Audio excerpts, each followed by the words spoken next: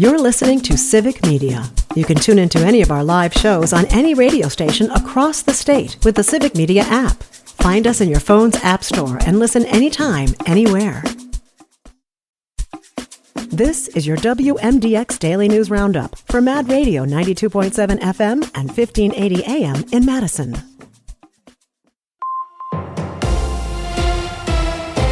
For 92.7 WMDX News, I'm Savannah Tomei Olson.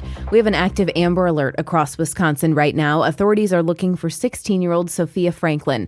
She was last seen at her home in Beaver Dam on Sunday night. She's 3 months pregnant. Authorities believe she's with the adult man who got her pregnant. He's 40-year-old Gary Day. The age of consent in Wisconsin is 18. There's a no-contact order against Day, barring him from talking to Sophia, but he was last seen at her home Monday morning. Police believe the two of them are in a black 2014 Buick LaCrosse with Arkansas plates BBR20L. They think he's heading south with her. Sophia is 5'9", 186 pounds with brown hair and blue eyes. Day is 5'7", 165 pounds with blonde hair and green eyes. We have photos of both of them on our website. You can head to WMDXradio.com. We've also got those photos on our Civic Media Instagram account. Anyone with information on the two of them is asked to call the Beaver Dam Police Department. Early voting begins today for the spring primary. We've got primaries here in the city of Madison for 3 common council districts, District 9, District 10, and District 12. Statewide, there's the primary race for the Department of Public Instruction. In all races, voters will narrow down the field to 2 candidates for the April 1st election. The primary is February 18th. And Wisconsin department store Kohl's is cutting jobs at corporate headquarters. The Menominee Falls-based retailer announced they're laying off 10% of that workforce. The company says it's trying to improve efficiency and achieve long-term profitability. About 4,000 people work in the corporate office, so about 400 positions will be eliminated. Meanwhile, after over a century, Master Lock's run in Milwaukee is coming to an end. Stuart J. Waddles has more. A parent company, Fortune Brands Innovation, plans to close the Oak Creek office. They'll consolidate operations at a new headquarters in Deerfield, Illinois. 120 employees will be impacted by the move. The consolidation is scheduled to take place between July and September. It comes less than a year after the closure of Master Lock's Milwaukee plant. And love is in the air. We're a week and a half out from Valentine's Day. Derek Tritz tells the story of Valentine's coming to people at Stevens Point Health Services. The Central Wisconsin Nursing Home began their 3rd annual Valentine's Day Challenge on January 7th, inviting everyone from NFL teams, watercolor artists, and everyone in between to send in their best Valentine's Day cards. The challenge originally started as a way to help residents with loneliness during the holidays, according to the nursing home's Life Enrichment Director, Becky Rossman. Some residents don't have families, and sometimes the holidays can be kind of sad for them. And they said it would be nice to reach out to people to have them share a positive message. And then we're like, hey, let's ask for Valentine's Day. And then it's just been building and building and building. Last year, the residents at Stevens Point Health Services received over 3,000 Valentine's Day cards, spanning 45 states and even countries abroad. Last year, we received cards from Germany, Brazil, and Australia. So the residents are really learning the power of the internet and social media and how messages can travel.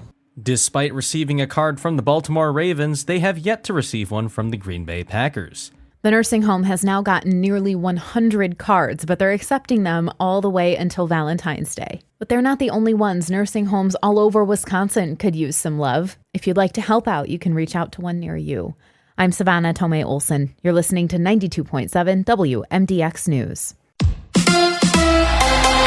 The Bucks lose in OKC. Hi, I'm Mike Clemens with sports. The Milwaukee Bucks lost their 4th game in a row, this time in Oklahoma City against the Thunder. The final 125-96. Giannis, Damian Lillard, Brook Lopez, all sitting out with some injuries. That meant more playing time for backups like veteran Pat Connaughton. I think for us tonight, we didn't do a great job of taking care of the basketball on offense, right? We didn't do a great job of keeping out of the lane on defense. You know, when you look back at the game that we played them in Las Vegas, we did a good job of making some of those twos hard. College hoops, Marquette falls in the rankings to number 11 after losing to UConn at home over the weekend. They're at St. John tonight. The Badgers now ranked 21st. They host Indiana tonight at the Kohl Center. NFL. At the Super Bowl opening night, Chiefs running back Isaiah Pacheco asked what's his favorite song they play at Arrowhead Stadium. This is how we do it.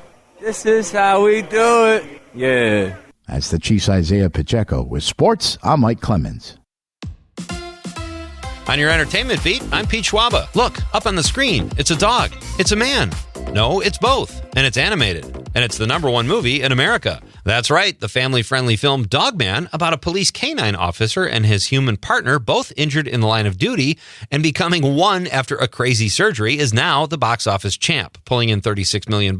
There's a pretty big drop-off to the #2 spot, which went to Companion. The mystery thriller comedy pulled in just over $9 million. Mufasa the Lion King came in third place with about $6.5 million, but a 7-week domestic gross of just under $230 million. Sony's surprise hit One of Them Days, about two girls trying to pay the rent, came in fourth place in week 3 with just under $6 million, and it was the Mark Wahlberg yawn Flight Risk in 5th place in its second week of release with $5.8 million at the gate. Looks like I'm going to have to roll over, sit, and fetch a screening of Dog Man. Jimmy Carter may officially never have held the title of artist unless you count Making the Way You Live Your Life absolute artistry. The former president, who passed away in December, was honored with his 4th Grammy for his audiobook The Last Sunday in Plains, a centennial celebration. 4th Grammy, and he wasn't even in the biz. I need to start doing more. Ye, formerly known as Kanye, and his wife, Bianca Censori, who might be AI personified, were unaware there was a dress code at the Grammys. Ye and his best girl were trying to sneak in under the radar and not attract any attention, and didn't until Bianca dropped her coat, revealing she was wearing nothing, or a sheer mini dress that hid nothing. Apparently all her pantsuits were in the wash. A quick Google search will reveal that she shouldn't have even bothered wearing said sheer mini dress, which is the same thing I wore for the Grammys, but I was watching from my own home.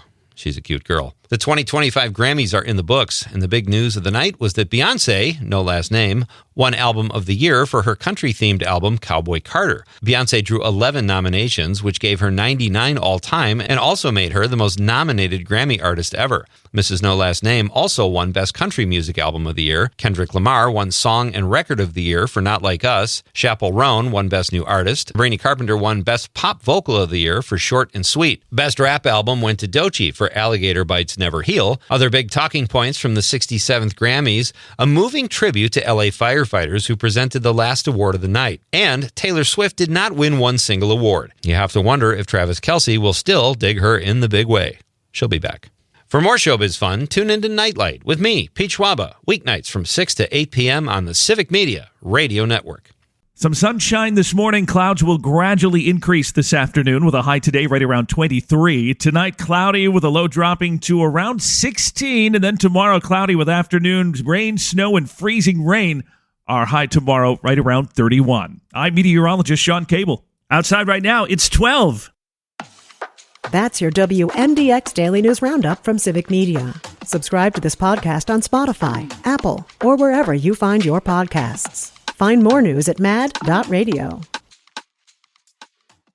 The national news cycle never stops, but it can be hard to find news about your local community. Civic Media is dedicated to providing quality local and state news coverage across Wisconsin. With the Civic Media app, you can get notifications about local stories that matter to you and your community. Find the free Civic Media app in your phone's app store and choose notifications from the menu to tell us what kind of news you want to hear about.